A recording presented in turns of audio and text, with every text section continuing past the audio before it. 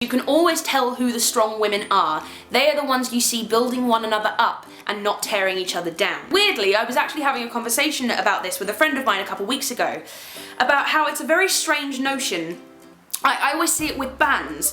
People have a favourite band who aren't very big. We really support you, we support you 100%, you know, we want to see you do well in life, and then all of a sudden when they get big and more people start knowing them and they get, you know, radio play and suddenly they're on TV, the people who were fans of them in the first place are sort of like, oh well, you know, they were my secret, it's really unfair that everyone now knows about them because they were my band, I discovered them first kind of thing. And it's sort of like, yeah, but a few weeks ago when they were unknown, you were supporting them and you wanted them to do well, you know, you wanted to see them be successful. And my friend who I was talking to, who is Australian, said that that was called tall poppy syndrome, and I had never heard of tall poppy syndrome. I had no idea what that was, and I thought maybe it's an Australian thing, I don't know. And reading here on Wikipedia, tall poppy syndrome is the social phenomenon in which people of genuine merit are resented, attacked, cut down or criticised because their talents or achievements elevate them above or distinguish them from their peers. In simple terms, it's like telling a friend that you support them and you want them to succeed and do well, and then when they do succeed and do well, you sort of begrudge them that achievement. They've become a tall poppy that you want to cut down. And we all have this. This is such a human thing. Like,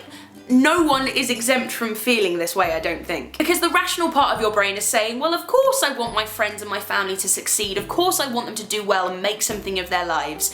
But then when they do it, maybe like ahead of you, or maybe they succeed in something that you also want to do, the irrational part of your brain kind of goes, oh, well, you know, they don't deserve it. Even though you've been with them through the whole journey and you know that they do, you know how hard they've worked for it, but there's a horrible little jealous part of your brain that goes, well, I want to do that, so why did they get to do it and I don't, you know? And it's a difficult thing to deal with. It's really difficult when you're jealous of what a friend's doing because maybe you wanted that opportunity that they've been given, but you're also friends with them, so you want them to do well. It's like two conflicting things. And I also have this. I have this jealousy sometimes, especially in this industry that I'm in, because sometimes I'll go up for parts in musicals or in movies or whatever with friends of mine. We'll both be at the same auditions, and you know, both of us are kind of sat there like, well, neither of us might get this part, or one of us might get this part. We don't know. And it's kind of awkward. It's kind of, you know, it's an awkward thing to deal with. But one of the ways that I found is so helpful with dealing with feeling that way is just to tell your friend how jealous of them you are. Because when you sit in a corner sort of with it in your own head, sort of seething away, going, oh, I'm so jealous of them. Why did they get that opportunity instead of me? Even though you know how hard they worked to get that opportunity. And just saying, I am so jealous of you. I cannot believe you've been given that opportunity. I am so freaking jealous, but I'm also really happy for you. Because when you live with it in your head for too long, you kind of start resenting the other person, even though you know they've worked ridiculously hard for what they have. Whereas if you just get it out in the open and you just say, I am so jealous of you, it just makes things easier. I don't know what it is, it's just that good old communication again. It just makes things so much easier. Even with simpler things, like maybe your friend looks freaking incredible today and you feel like a bit of a bridge troll stood next to them. Tell them, just be like, oh my god, you look incredible today, and I feel like I need to hate you a little bit for how good you look.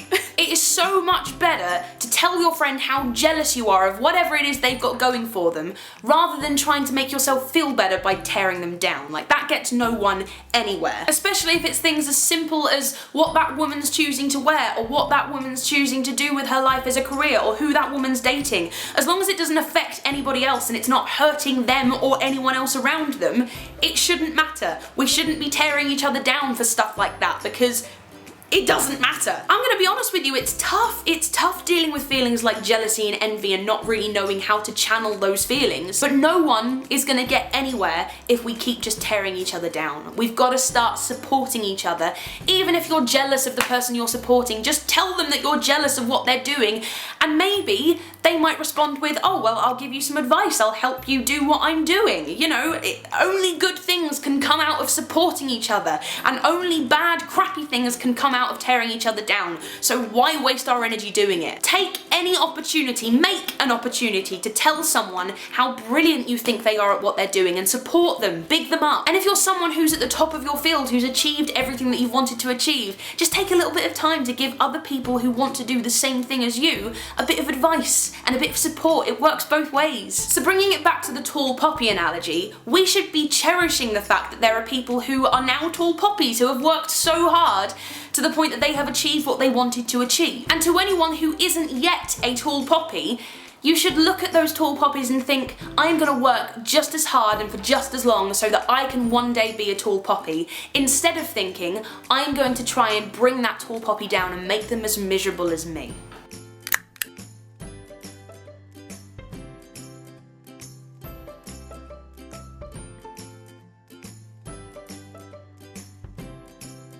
Whilst we are on the end screen,